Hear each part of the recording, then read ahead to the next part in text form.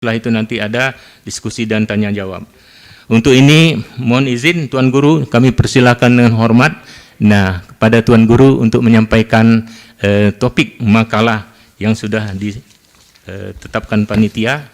Silakan Tuan Guru. Bismillahirrahmanirrahim. Assalamualaikum warahmatullahi wabarakatuh. Alhamdulillahi rabbil alamin. Wassalatu wassalamu ala asyrafil anbiya'il mursalin wa ala alihi wa sahbihi ajma'in, amma ba'd. Terima kasih saya ucapkan kepada moderator yang tidak asing lagi, Bapak Profesor Dr. Khairil Ansari MPD sebagai Kepala Pusat Kajian Budaya Melayu. Yang saya muliakan Bapak Rektor Profesor Dr. Haji Agus Sani MAP, Datuk Mahesa Mukti. Kemudian saya difahamkan hadir juga Bapak Profesor Dr. Johar Arifin yang datang dari Jakarta. Yang saya muliakan, yang pertama para Sultan Sri Paduka Baginda Tuanku Sultan Mahmud Arya Perkasa Alam Shah Sultan Delhi, Tuanku Dr. Haji Ahmad Tal'at Syaiful Alam Shah Sultan Serdang, Tuanku Haji Huzrin Hud SH MH MPDI Sri Paduka Sri Buana Sultan Bintan. Kemudian para pembicara sekalian yang tidak dapat saya sebutkan satu persatu di majelis yang mulia ini, yang besar tidak saya sebutkan gelar, yang kecil pun tidak saya sebutkan namanya. Dalam kesempatan kali ini saya diberikan satu tajuk untuk dibicarakan di hadapan tuan-tuan dan puan-puan sekalian. Tajuk ini adalah agama dan perubahan perilaku pemeluknya pada pasca pandemi. Sebagaimana kita ketahui bahwa pandemi COVID-19 yang melanda dunia dan seluruh negara telah mengejutkan dan menjadikan seluruh manusia berada dalam kegelisahan. Fenomena ini memberi kesan terhadap seluruh aspek kehidupan individu, masyarakat dan negara. Pelbagai usaha dan penyesuaian dilakukan oleh semua pimpinan negara dan seluruh warga negara dalam kehidupan norma baru. Sehubungan dengan itu, pembicaraan ini atau kertas kerja ini akan membicarakan berkaitan dengan pandemik dari aspek agama dan keperluan perubahan perilaku bagi menghadapi kehidupan pasca pandemik. Dapatan data diperolehi menerusi analisis kandungan adalah didapati persepsi dan penerimaan hamba terhadap fenomena pandemi mesti didasari kepada keimanan terhadap qada dan qadar Allah Subhanahu wa taala dan berlaku dalam lingkungan hikmahnya.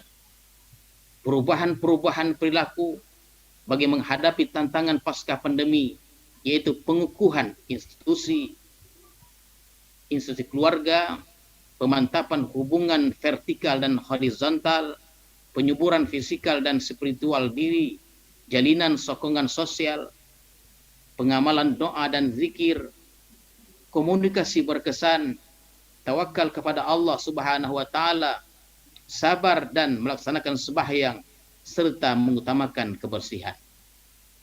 Tuan-tuan, puan-puan serta hadirin sekalian, pandemi COVID-19 juga sebagaimana kita ketahui bahwa dikenali sebagai pandemik coronavirus 2019-2020 ialah suatu wabah penyakit coronavirus 2019 yang berterusan secara global berpuncak daripada sindrom pernafasan akut coronavirus. Wabah ini sebagaimana kita ketahui bahwa mulanya dikesan pada pertengahan Desember 2019 di Bandaraya Wuhan, China, dan telah diiktiraf sebagai pandemi oleh Pertubuhan Kesehatan Sedunia WHO.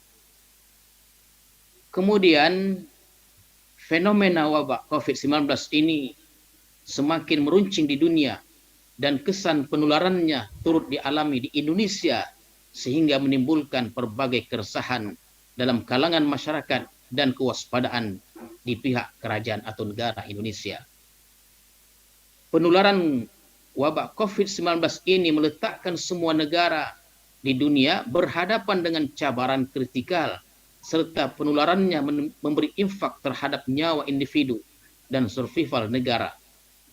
Para pemimpin negara terpaksa menumpukan perhatian serius bagi membendung penularan wabak ini dengan memperkukuhkan pengurusan kesehatan dan menetapkan beberapa peraturan yang mesti dipatuhi oleh rakyat. Negara telah melaksanakan perintah pemberlakuan pembatasan kegiatan masyarakat atau yang lebih dikenal dengan PPKM bagi menghambat penularannya.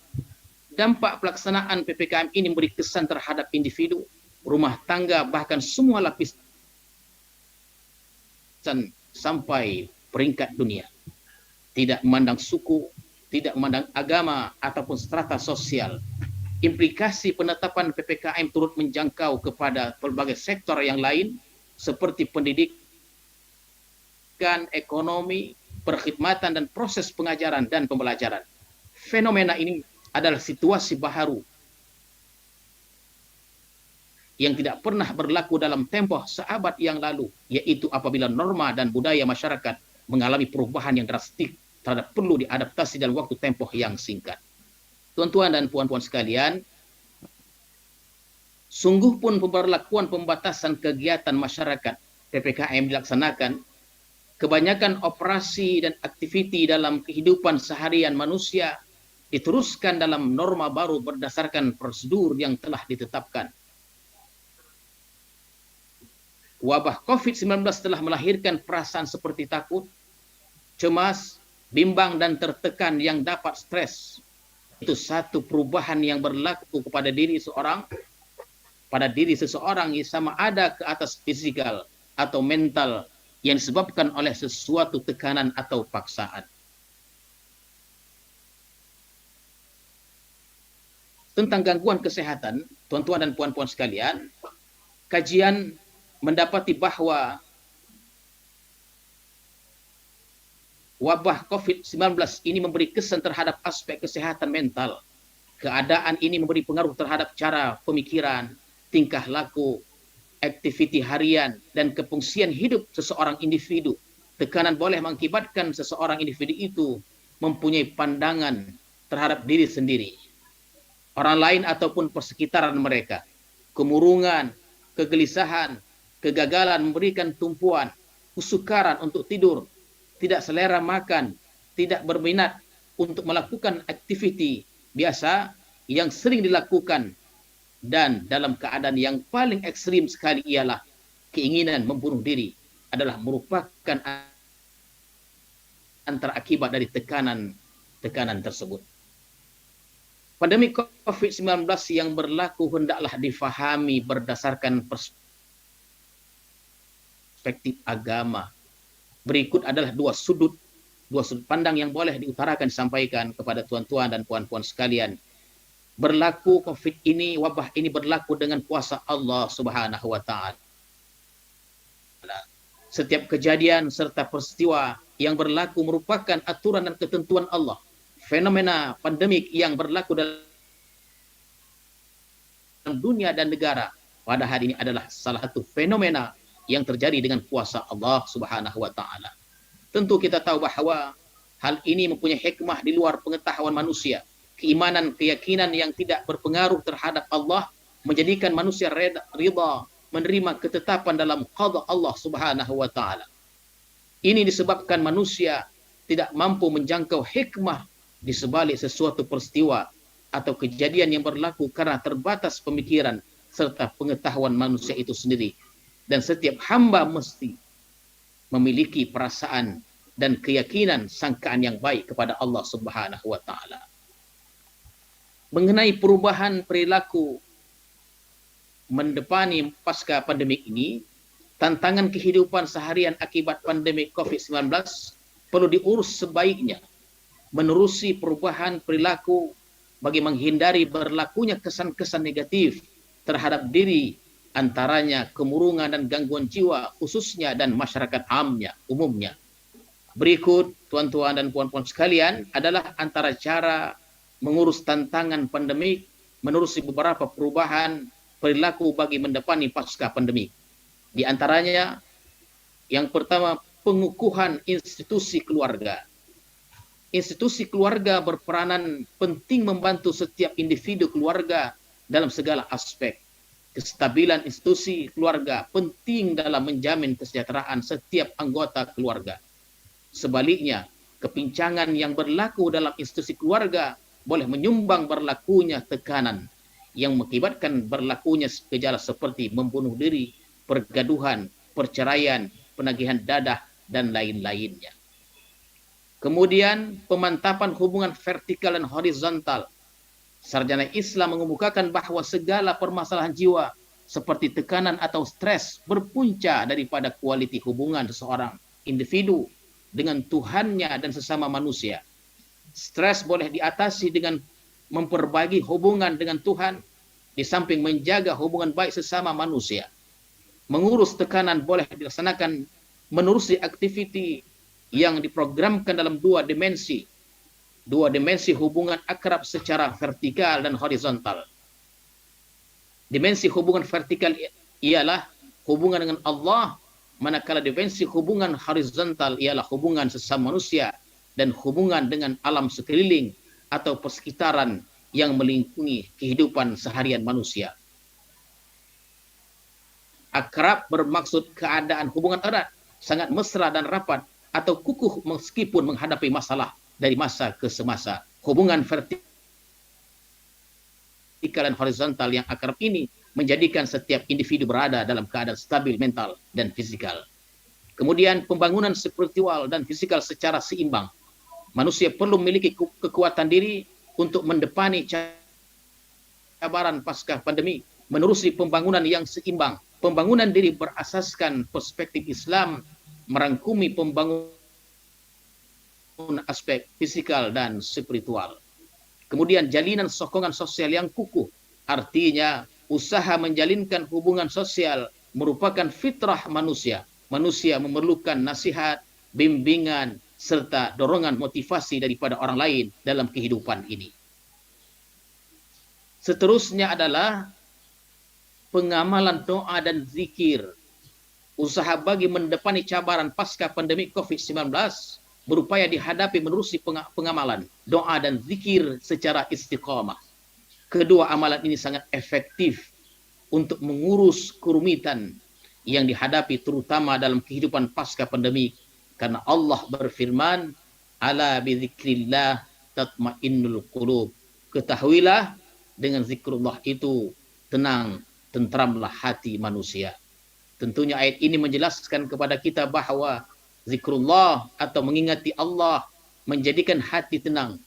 Ingatan kepada Allah itu menimbulkan perasaan tentram, dan dengan sendirinya hilanglah segala kegelisahan, pikiran kusut, putus asa, ketakutan, kecemasan, keraguan, dan duka cita, dan lainnya. Ketentraman hati adalah faktor utama kesehatan rohani dan jasmani, sekaligus menyumbang terhadap kesehatan rohani dan jiwa.